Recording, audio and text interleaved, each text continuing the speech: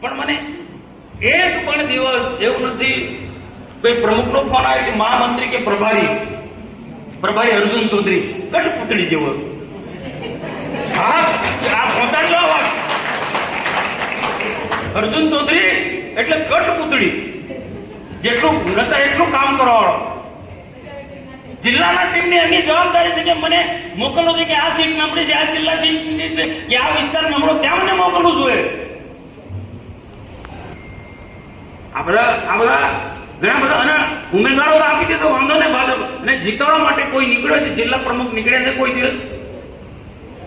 કોઈ મને બતાવ્યો ફોટો કે જિલ્લા પ્રમુખ નીલભાઈ રાવ કોઈ જગ્યાએ જિલ્લા પંચાયતના ઉમેદવારને જીતાડવા માટે કોઈ સભા કરી છે? એમના 3 મહામંત્રી છે. તમે બહુ સારો શબ્દ વાપર્યો. આ 10 વાગે ઉઠે અને ઉઠીને સીધા એસી કાર્યાલયમાં જતું રહેવાનું, આખો દિવસ ત્યારે ફોન પર બધું ટીચિંગ કર્યા કરવાનું બધું.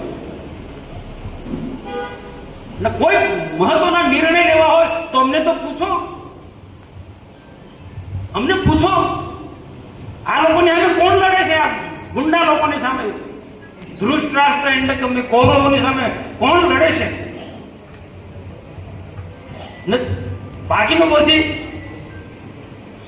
જીતી ગયા પછી બાકીનું મારે કહેવું નથી, બધા તમે જાણો છો. આ બધા કારણો છે, આમાંથી આપણે બહાર નીકળવું પડશે. ભારતીય જનતા પાર્ટીના કાર્યકર્તા તમે છો, એને ખબર છે. લોકો કામ માટે જાય 10 વાગે, 8, 9, 10 વાગે. ભાઈ તમે નેતા છો, તમારે વહેલી સવારે જાગવું જોઈએ, લોકોના પ્રશ્નો સાંભળવા જોઈએ. 10 વાગ્યા સુધી તમે ઊંઘો તમારા ઘરે, એ ભોલો હોય કે નીલ હોય. આ તો પદ છોડતો હોય તો નહીં ચાલે. અહીંયા કાર્યકર્તા સાંભળવો પડશે. 10 વાગ્યા સુધી તમે બિસ્તરમાંથી ઉભા નહીં થાવ. મેં નરેન્દ્ર મોદીનો દાખલો આપ્યો. જાઓ નરેન્દ્ર મોદી પાસે કાર્યકર્તા શીખે, આગેવાન શીખે. મેં વાત કરી હતી. 4 વાગ્યા માણસ જાગી જાય, બ્રહ્મોત્સવ જાય, નીચે પ્રવૃત્તિ કરે, પૂજા પાઠ કરે, ના 9 વાગે તેનું કાર્યાલય ચાલુ થાય, લોકોને સાંભળવાનું ચાલુ કરી દે. ના આ અનેક રાજ્યો ના અનેક સંગઠનના લોકો આ પ્રકારની આપણી કાર્યપદ્ધતિ છે ભારતીય જનતા પાર્ટીના. પેલા લોકોમાં અને આપણા લોકોમાં બહુ ડિફરન્સ છે. 9 વાગે 10 વાગે ઉઠે એ રાક્ષસી વૃત્તિનો માણસ છે. મેં આ વાત ઘણી જગ્યાએ કહું છું. આના 2 રાક્ષસો કે મેં કીધું ને બીજા કોઈ રાક્ષસો હોય, એમાં નીલ હોય કે પછી ભોલો હોય. ભોલાનું શું નામ છે? જેને પણ જિલ્લા પંચાયતની અહીંયા એક પણ મહામંત્રી કોઈ તાલુકાની સીટ પર કે જિલ્લાની સીટ પર ઉમેદવારને જીતાડવા માટે નીકળ્યો છે કોઈ મહામંત્રી? કોઈ તો મને ફોટો પડે. આ હારવાના કારણ છે. પ્રમુખ એસી ઓફિસમાં બેસી રહે, મહામંત્રીઓ એસી ઓફિસમાં બેસી રહે, તો કઈ રીતના તાલુકો જિલ્લો જીતવાનો છે ભાઈ? કઈ રીતના જીતવાનું? કે ધારાસભ્ય આવો પ્રકારનો ગુનાહિત કૃત્ય વાળો છે, આટલા ગુના, એ મેં માહિતી આપી છે જિલ્લાના લોકોને. આ જ માહિતી લઈને તમે ગામડે એક બૂથ પર ગયા હોત, તાલુકાના જિલ્લાના સંગઠનના લોકો, તો આ સ્થિતિનું નિર્માણ ના થયું હોત. જવાની જરૂર નથી. મેં કીધું આવતા મુદ્દા લઈને જજો, વિકાસના કામો લઈને જાઓ. તો ચૈત્ર સાથે શું સાંઠગાંઠ છે એવું મને લાગે જ નહીં. એ કાઉન્ટર નથી કરી શક્યા. એનું એ પણ એક કારણ છે. જિલ્લા સંગઠનના લોકો અહીંયા હશે, ઘનશ્યામભાઈએ કાર્યાલય બનાવી દીધું છે એર કન્ડિશન, એમાંથી બહાર નથી નીકળ્યા. કંચનભાઈ, આ પણ એક કારણ છે. ઉમેદવાર પસંદગીનો કાર્યક્રમ હતો કમલમમાં. બેને સંબોધન કર્યું, નીલભાઈ સંબોધન કર્યું, મેં સંબોધન, બધાએ સંબોધન. અર્જુનભાઈ પ્રભારી છે, મુઠ્ઠી તલવાર વાળો પ્રભારી. હું તો જે મને અનુભવ છે પ્રકાર બોલું ને ભાઈ, મને જે અનુભવ થયો તે પ્રકાર હું બોલું. મેં મુઠ્ઠી તલવાર વાળો પ્રભારી અર્જુન, નામ પણ કઈ રીતના અર્જુન પડી ગયું મને ખબર નથી પડતી. એમને સંબોધન કર્યું. પછી નીલભાઈ ઉભા થયા, પૂર્ણ સમાપન થઈ ગયું. જેને પણ કઈ નાની મોટી તકલીફ હોય તો મને ફોન કરજો, અડધી રાતે ફોન કરજો. હાલો કોઈ ઉમેદવાર તને ફોન થોડો કરવાના, જે વ્યવસ્થા કરવાને આપણે વ્યવસ્થા કરી દેવાની હોય. મેં તરત જ મેં અર્જુનભાઈને ત્યાં બેઠા હતા બેઠીને બધાને કે આપણે એન્ટી કેબિનમાં બેસે એટલે જે પણ વ્યવસ્થા કરવાની હોય તે કહે. એટલે મેં એ જ વાત કહી હતી ને એ જ વાત કહી કે ભાઈ આપણી પાસે પૈસા ના આવ્યા હોય તો ઘનશ્યામભાઈ પાછલા વર્ષમાં ઘનશ્યામ દેસાઈ જાડેજા જે કામ કરતા હતા એ બી મિટિંગમાં હતા. એ રીતના વ્યવસ્થા આ જ મેં વાત કરી હતી. અને ઉમેદવારો નક્કી થઈ ગયા છે પ્રચારમાં સામેના આક્રમક તૂટી પડ્યા છે. આપણો ઉમેદવાર નથી નીકળતો પૈસાના કારણે. જે પણ વ્યવસ્થા થાય ગમે તેમ કરીને એને પૈસા આપો. આ લડાઈ કોના લીધે લડ્યો? પાર્ટીના ઉમેદવારોના લીધે લડ્યો. તાલુકાના ઉમેદવાર કે જિલ્લાના ઉમેદવારો. બીજું કશું નથી. આ જ વાત થઈ, વાર્તાલાપ થઈ. આદિવાસીમાં બંને આદિવાસી બહેનો મારા બહેનો છે પણ સમાજ ની અંદર આની જે અસર થઈ છે બહુ ગજબની ભયંકર જે સોશિયલ મીડિયામાં ચાલ્યું છે. પાછળ બધી વાતો કરે છે, મનસુખભાઈ બધી વાતો કરે છે. મારા બે આદિવાસી બહેનો ખરી પણ નોન આદિવાસીને પરણેલી છે. એની સાથે જિલ્લાના પ્રમુખને પણ જોડી દીધું. ખ્યાલ આવ્યો કે નથી ભાઈ? તમે જાતિ અંગેના ખોટા પ્રમાણપત્રો માટે લડો છો. જાતિ અંગેના ખોટા આદિવાસીના ખોટા પ્રમાણ માટે તમે લડો છો. તમે તો તમે આને પ્રોત્સાહન આપો છો. તમે આને પ્રોત્સાહન આપો છો. અહીંયા એ સ્થિતિ છે તળી વિસ્તારની અંદર, ગરડેશ્વર વિસ્તારની અંદર. મેં કીધું ભલે તમે સ્વીકારો તો નહીં સ્વીકારો પણ કંચનભાઈ આપણે વર્ષોથી કામ કરતા હશે, દિનેશભાઈ પણ વર્ષોથી કે નાના તળીનું મોટા તળીનું ફેક્ટર છે કે નહીં, ને ભીલ સમાજનો ફેક્ટર છે કે નહીં, નવરભાઈ છે કે નહીં, એ નથી છે નહીં કરી શક્યા. એમને બુદ્ધિ જ નથી, કઈ અક્કલ નહોતી કે કઈ સીટ પર ભીલ સમાજનો ચાલે, કઈ સીટ પર નાના તળી ચાલે, કઈ સીટ પર મોટો તળી ચાલે, તાલુકા જિલ્લો. અને આપણે કીધું છે, મેં એમને કીધું છે આ સીટ પર આ ચાલે, આ સીટ પર આ સમાજ ચાલે, આ સીટ પર આ કે ના ના ના ના. અમારું તાલુકાનું સંગઠન હોય, તાલુકાના સંગઠન તો એકડો આવડતો નથી. તેને બીજું ક્યાં કીધું એને ક્યાં બધા ભરોસો નીકળ્યો કામ લાગ્યો છે. આ મુદ્દો બહુ જોરશોરમાં જે વરસાય છે ભાષણમાં બોલવી, આ મુદ્દો ત્યાં બહુ ચાલ્યો છે. ને એવી રીતના કે મનસુખભાઈનું અપમાન, સાટપના સાંસદનું અપમાન, આદિવાસીનું અપમાન, અપમાન અપમાન અપમાન આ જ ભાષણમાં ચલાવ્યું.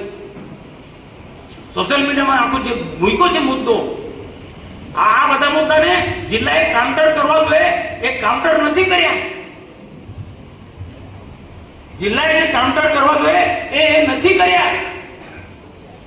ચૂંટણી પ્રચારની જે વ્યવસ્થા તંત્ર જે રીતના જે ગોઠવવું જોઈએ એ રીતના ગોઠવાઈ નથી. આડે ધડ આ મહામંત્રી ભોલાભાઈ ડેડિયાપાડામાં ઘરની બહાર નથી નીકળ્યા. દિવસે એસી ચાલુ કરે અને ખાઈ અને બે ચાર પાંચ લોકો સાથે બેસી ને ચૂંટણીનું કામ દેખે આ રીતના ચૂંટણી જીતાય. ભાઈ મારે તો સારો સંબંધ છે પણ આ તો કેવું પડે ને. આપણે આળસમાં રહે, નામના ભરોસે રહે તો શું થાય? શું થાય? આમના ભરોસે રહે, નીલેન્ડ કંપનીના ભરોસે રહે તો શું થાય? વિધાનસભામાં જાય તો એમના ભરોસે નથી રહેવાનું. આપણે ભારતીય જનતા પાર્ટીના વિચારધારાના વળેલા કાર્યકર્તા છે. 2 વર્ષ સુધી એવી મહેનત કરો, એવી મહેનત કરો જે પહેલા પાછલા 20-25 વર્ષમાં આપણે જે મહેનત કરતા હતા ને ઋષિભાઈ, તમે વડીલો છો, દિનેશભાઈ તમે નીકળી પડો, કોઈ કે નાખો, અશોકભાઈ તમે કોઈ કે નાખે, પ્રકાશભાઈ કોઈ કે નાખે, નીકળી પડો. એવું નથી કે આપણી પાસે કોઈ ટીમ નથી. એટલે એમને મેસેજ આપો કે તમે કામ કરવામાં સક્ષમ ના હોય તો નીકળી જાઓ. અમારી પાસે બહુ જૂના લોકો, અશોકભાઈ જેવા લોકો કામ કરવા સક્ષમ છે. એટલે પ્રદેશમાં કહીશું અમે ભાઈ આ લોકો નિષ્ફળ ગયેલા લોકો જેને કામ કરવા સક્ષમ મોડે ઉઠે છે, રાક્ષસી વૃત્તિના માણસો. આ તો નવાને ચાન્સ આપ્યો છે. પછી નવા લોકો ફેલ ગયા, તાલુકાનો હોય કે જિલ્લાનો હોય, ક્યાં કોને ટિકિટ આપવી, તાલુકામાં જિલ્લામાં, એ જ એમને ખબર નથી. એમને ખબર નથી. આવા નોલેજ વગરના લોકો બેસી ગયા છે. એટલે આવું જ પરિણામ આવે ને. આ સૂચના એમને સુધી આપજો. એમને કાં તો પ્રદેશમાં પણ આપણે કેવું પડી બેન ભાઈ જાડેજા બાપુ માજી પ્રમુખો એ લોકોને કેવું પડે, પ્રકાશભાઈ કેવું પડે એમને કે તમે જો કામ કરવાના સક્ષમ ના હોય તો પદ છોડ દો ને નવા લોકોને ચાન્સ આપો. તમે કામ કરવામાં સક્ષમ ના હોય, ચૈતર એન્ડ કંપનીને કાઉન્ટર કરવાની તારામાં ક્ષમતા ના હોય તમારામાં, ને નિરંજનની સામે લડવાની નીલમાં તાકાત ના હોય તો બધા પદ છોડ દો ભાઈ. આવનારા દિવસોમાં બંને વિધાનસભા આપણે જીતવી છે. ડેડિયાપાડા વિધાનસભા પણ જીતવી છે અને નાંદોદ વિધાનસભા પણ જીતવી છે. આ લોકોના ભરોસે નથી રહેવાનું. એમનું તાલુકાનું સંગઠન હોય, એમનું શહેરનું સંગઠન હોય કે એમનું જિલ્લાનું સંગઠન હોય, એના ભરોસે નહીં રહેવાનું. ને એમના જો ભરોસે રહ્યા તો આ જે સ્થિતિ થઈ ને એવી સ્થિતિ થશે, એવી સ્થિતિ થશે. અને એવું નથી ભાઈ કે એમનાથી બધું વહીવટ બધું મારે શબ્દ નથી વાપરો. આપણી પણ ટીમ છે ભારતીય જનતા પાર્ટીમાં. અમારા જૂના લોકો છે, દિનેશભાઈ કામે લગાડી લેવું વિધાનસભામાં, એમનો કોઈ ક્લાસ બી નહીં લાગે. આ નિરંજન વસાવા દારૂના અડ્ડા ચલાવે છે. આ લખજો ભાઈ, આ લખજો. આ નિરંજન વસાવા કુંવરપરામાં દારૂના અડ્ડા ચલાવે. મેં નીલ રાવને વારંવાર કીધું છે તો આ પોલીસની બહુ મોટી વગ છે. તું કેને રેડ પાડો ને ત્યારે નથી પડતો કેમ ભાઈ? એનું પણ કારણ તપાસ કરવા જેવું છે કે પછી એમને કોઈ સપ્લાય કરનારા ના તાર અડેલા છે બધા. આ એવું હોઈ શકે ભાઈ. આ અડ્ડાવાળાનો બધું સપ્લાય કોણ કરે છે એ બી કઈ થશે ને. આ બધા તમારે જાણવું જરૂર છે, મને તો ખબર છે. દારૂ જુગારના અડ્ડા ચલાવનારા લોકોએ બેફામ આપણા વિરુદ્ધમાં કામ કર્યું છે. આખા જિલ્લાની અંદર દારૂ જુગારના અડ્ડા ચલાવનારા લોકોએ બેફામ આપણા વિરુદ્ધમાં કામ કર્યું છે, ભાજપ વિરુદ્ધમાં કામ કર્યું છે. જાઓ ભરૂચ વિસ્તારની અંદર કોઈ પણ અડ્ડાવાળો, દારૂ જુગારનો અડ્ડાવાળો કોઈ હિંમત તો કરે કે ભાજપનું કામ વિરુદ્ધમાં કામ કરે હોય તપાસ કરો. આનું નામ ના આપણા લોકોએ શું વિરોધ ના કર્યો, શું સોશિયલ મીડિયામાં જવાબ આપ્યો છે નીલેન્ડ કંપનીએ સંજયને બચાવવા માટે.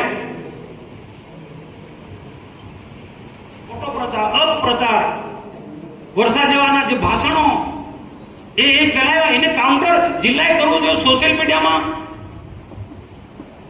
મારું સોશિયલ મીડિયાનો અહીંયા કાર્યાલયમાં ચાલતો તે બંધ કરી દીધું, તે બી બંધ કરી દીધું. હા, એવો બંધ કરી દીધું નીલ રાવે. એની માનસિકતા તો જુઓ તમે. સંજય જેવો બોલવું પડે. ભલે હારી ગયો, હારે નથી.